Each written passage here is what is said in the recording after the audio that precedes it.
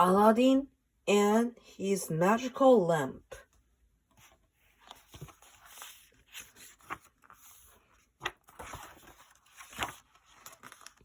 Chapter 1.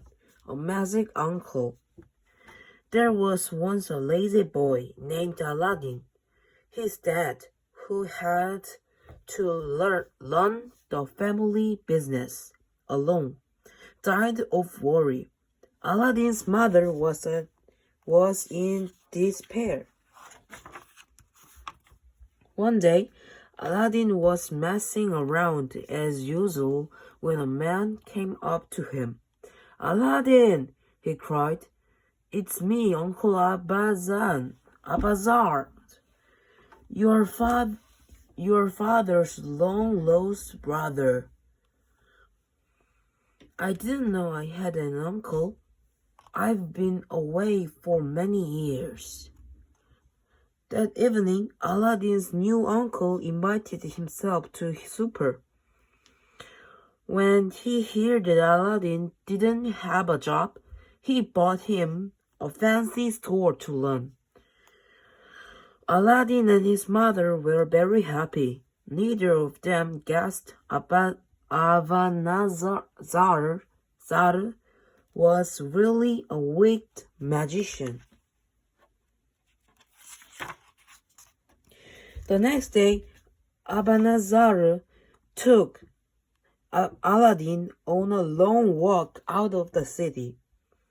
"Here we are," said his uncle. At last, he lit a fire, threw some powder on it, and said some strange word. A trapdoor made of stone appeared in the glass. Aladdin was astonished. His uncle could do magic. "Under this stone there are many treasures, but I only want one," said Abanazar. "Bring me the lamp." "But uncle—" "No but. Take this ring, it will protect you," he added, pushing Aladdin down the steps. Aladdin went through 4 looms of gold into a garden of fruit trees. The fruit sparkled like pieces of glass. He saw the lamp, stuffed it into his pocket, then picked handfuls of the pretty fruit. "Hand me the lamp," cried Abanazar from the entrance. But Aladdin had taken too long finding it. Abanazar thought he'd been tricked. "How dare you keep the lamp for yourself?" Before Aladdin could answer, there was a loud thud, and everything went dark. Chapter 2. 2 Genies. Aladdin was trapped. It was cold, dark, and very smoky. He loved his hands to keep warm. Suddenly, a huge man rose up in front of him. "I am the genie of the ring," he boomed. "What can I do for you?" "Wow! Get me out of here!" shouted Aladdin. In a flash, he found himself outside on the glass. He rushed home to tell his mother what had happened. "Abanazar can't be my uncle. He did magic things and tried to kill me," he cried. "You and your stories," said his mother. "Now what do you want for supper?" "I will sell that old lamp to buy some food." We started to polish the lamp and jumped back in, fright as a giant man floated out. "I am the genie of the lamp. Your wish is my command." "Do you have any food?" asked Aladdin. "I'm starving." In an instant, a huge feast appeared on silver plates. The food and wine lasted for a week. When it had gone, Aladdin saw the silver plates. I will give you a good price. My price is better. Now life was easy. If Aladdin or his mother wanted food, Aladdin just loved the lamp and asked the genie. One day, Aladdin was at the market, selling plates, when he saw some sparkling jewels. They are just like the glass flute I picked it in the cave, he said in amazement. It wasn't glass after all. He ran straight home, found the jewels he'd picked in the cave, and hid them. Chapter 3. The Sultan's Daughter. Early one morning, there was a command from the Sultan. Princess Badral will go to the public baths today. Everyone must stay at home. Aladdin wondered what the fuss was about. He hid at the baths so he could see the princess for himself. When she lifted her veil, Aladdin almost fainted. The only female face he'd seen before was his mother's, but Princess Badal was beautiful. He escaped home with starry eyes and a silly smile. "Whatever's the matter?" asked his mother. "I'm in love with the Sultan's daughter," he sighed. "I must marry her." His mother laughed, but Aladdin was serious. "If I don't marry Badr, I will die," he said. He begged his mother to ask the Sultan for his daughter. "Take him these jewels as a gift," he added.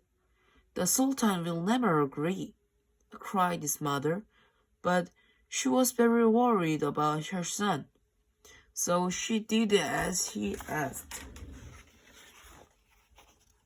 The Sultan lived in a grand place. On her first visit, the Sultan didn't even look at Aladdin's mother, but she went back again and again until finally he spoke to her. "Why do you keep coming to my palace?" She told the Sultan about her son's love for Princess Badal. We are not worthy of your greatness," she mumbled, "but here is a small gift. I've never seen jewels so big." Badr does need a husband," the Sultan said. "But you said my son could marry her," cried the thin man beside him. The man was a powerful lord called Basil. He whispered something in the Sultan's ear. Then the Sultan turned to Aladdin's mother. "Your son can marry my daughter in 3 months' time," he said. "I'm going to marry the princess. I don't trust that Basil, the wrong husband." 2 months later, Aladdin's mother was in the city. Everyone was talking about the royal wedding. "Princess to marry vizier's son today," shouted Halard. Aladdin's mother rushed home to tell Aladdin the bad news. He was very upset until he remembered the genie of the lamp. He ordered the genie to disturb the couple the very night. Put the vizier's son out in the cold and bring Princess Badrul to me. At midnight, the genie brought Badrul to Aladdin's house and left the vizier's son in the dark, damp street. Help! I won't hurt you. You are safe with me, said Aladdin softly.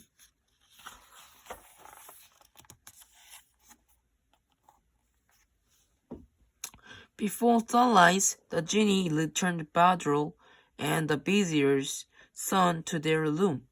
What's wrong? Asked Badrul's parent at breakfast. You look awful. Princess Badrul kept very quiet.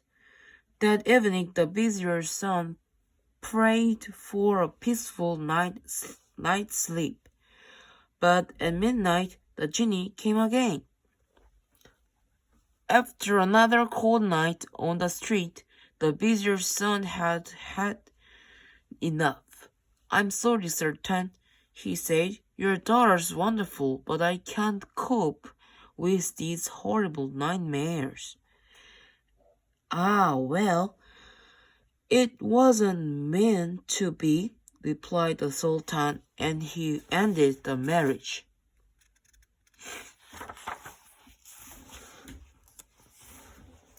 Aladdin gets married before long. Aladdin's mother went back to see the Sultan. Tell your son to send me more jewels, he told her. I want 40 plates full, he went on, carried by 80 servants dressed in silk. Only then can Aladdin marry Badrul. The genie managed this easily. Within an hour, a long procession was on its way. The Sultan couldn't believe his eyes. Tell your son he can marry my daughter right away, he told Aladdin's mother. But first, Aladdin wanted a home for Badrul. He described his perfect palace to the genie, and the genie built it overnight. Marble floors, jewels in the walls.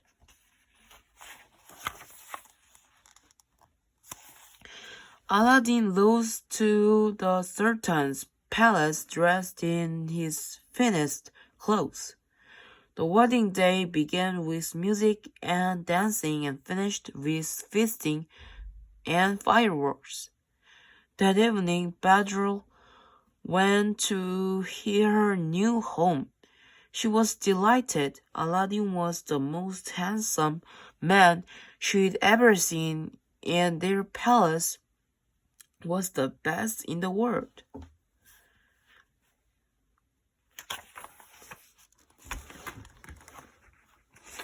Abanazar returns.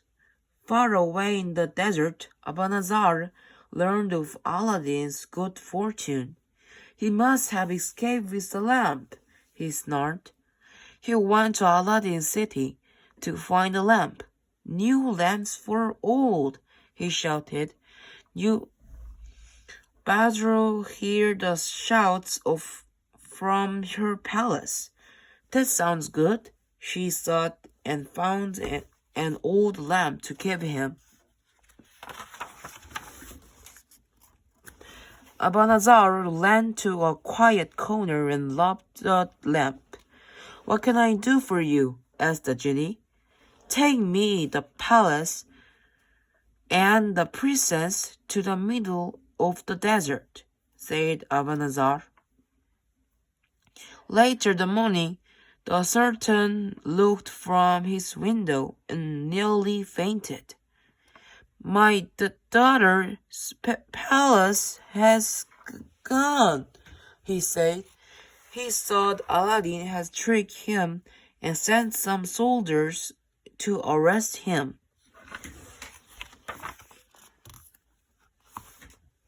Aladdin returned from a hunting trip to find a group of soldiers. And no palace, he was just as surprised as the Sultan. Don't worry, I will find your daughter, he promised. You'd better or else you're dead. Aladdin clasped his hands together in despair, and the genie of the ring appeared. Oh, I'd forgotten about you, said Aladdin. Please help me. I can't bring Badrul to you, he replied, but I can take you to her. Seconds later, Aladdin was beneath Badrul's window. I wicked man tricked me. Don't worry, Aladdin called. I have a plan. Agree to eat with him tonight. I will snack in with some poison, and you can put it in his wine. Abanazar was so busy gazing at Badr. He didn't see her poison his drink. After one sip, he fell to the ground and died. Aladdin searched to the palace for his lamp. One wish later, he had Badr went home. The evil brother. But they still aren't safe. Abanazar had an evil brother, and he wanted revenge. The brother dressed up as Fatima, a holy woman. He stood outside Aladdin's palace, pretending to heal people. Badr was very excited to see Fatima, and invited her inside. What a lovely hole, said the fake Fatima. But if you hang a lock's egg from the dome, it will be even better. The lock was an enormous bird which laid huge white eggs. Badr loved Fatima's suggestion and asked Aladdin. No problem, he said, and called the genie of the lamp. Bring me a lock's egg. What? Anything but that, wailed the genie. If you ask for such a thing, I must kill you. But I know it wasn't your idea, he went on. Fatima is really Abanazar's brother in disguise. He wants you dead. Aladdin was shocked. He had to think fast. Oh, my head's so sore. He asked Fatima to heal his headache as the evil brother came closer. Aladdin grabbed his dagger and killed him. With no more evil men to bother them, Aladdin and Badr were safe. In time, Aladdin became Sultan and his mother became a grandmother. They had all they could wish for, so the lamp and ring were left in a drawer. Who knows, the genies may still be there today. Thank you for watching. Bye bye.